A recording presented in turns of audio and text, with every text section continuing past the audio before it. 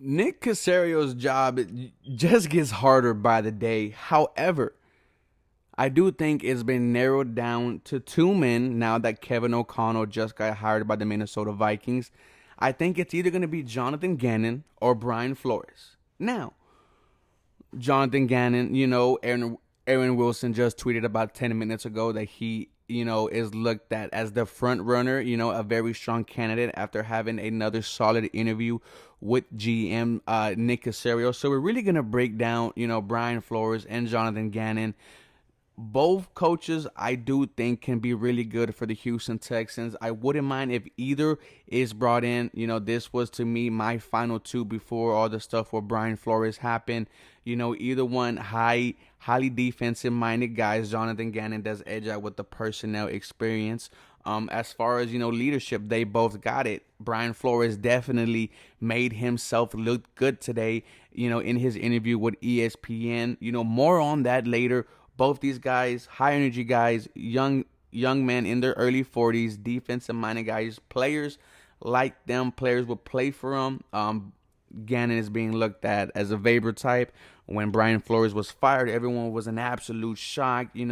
Two back-to-back winning season, the first time that's happened for the Miami Dolphins, and since 2003. Everyone says that the issue with the Dolphins wasn't Brian Flores, it was the owner.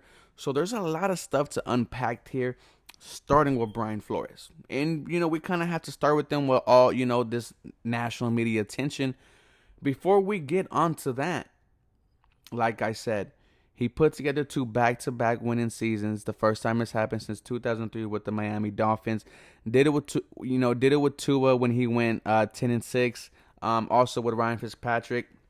And then this season started 1-7, played multiple QBs, and then won 8 of his last 9, which is very commendable. The troops really rallied behind Brian Flores. Who knows what they would have done if they somehow made it into the playoffs. Brian Flores gets canned, and we're in the situation that we are now.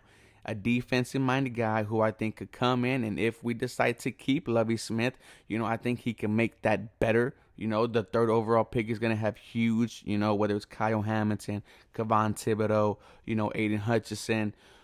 I wouldn't mind, Brian Flores getting a hand on this Houston Texans defense. Now, when you talk about, him suing the NFL and other franchises, it's huge. All eyes are being looked at Brian Flores and whoever hires Brian Flores.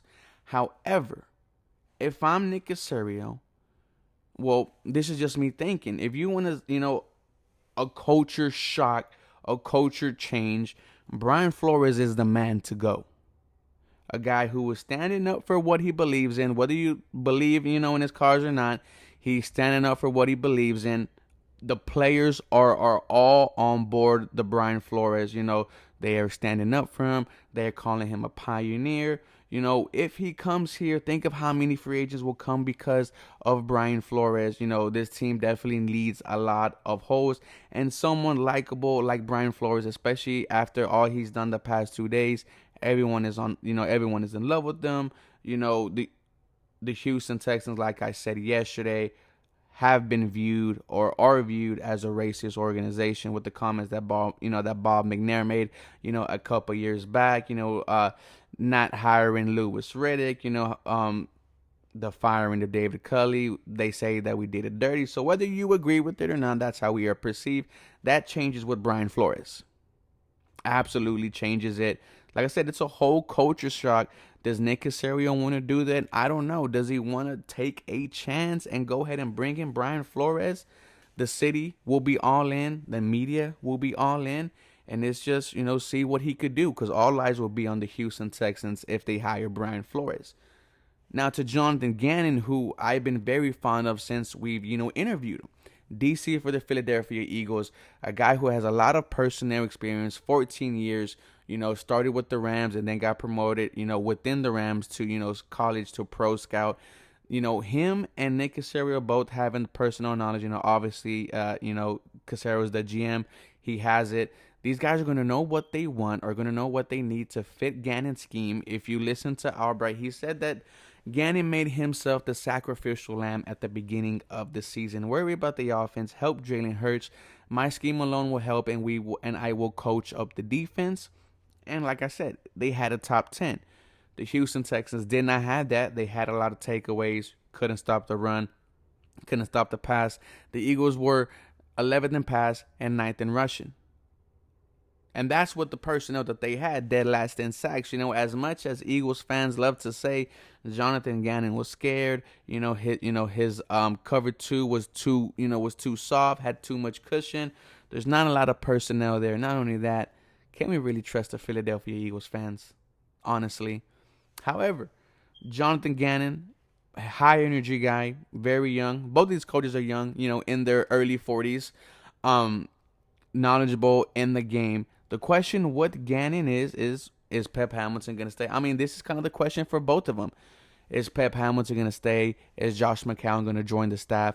Who absolutely knows? But with Jonathan Gannon, I would not mind him. He is someone, we kind of know what Brian Flores is at this point.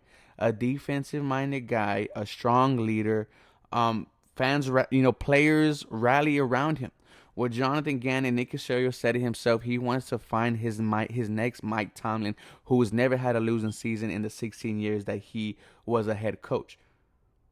We don't know what Jonathan Gannon can do. We don't know how really good his system is, unless he gets great players. So we shall see. Let me know what you guys think. Should it be Brian Flores? Should it be Jonathan Gannon? As always, go Houston Texans. You guys have a blessed day.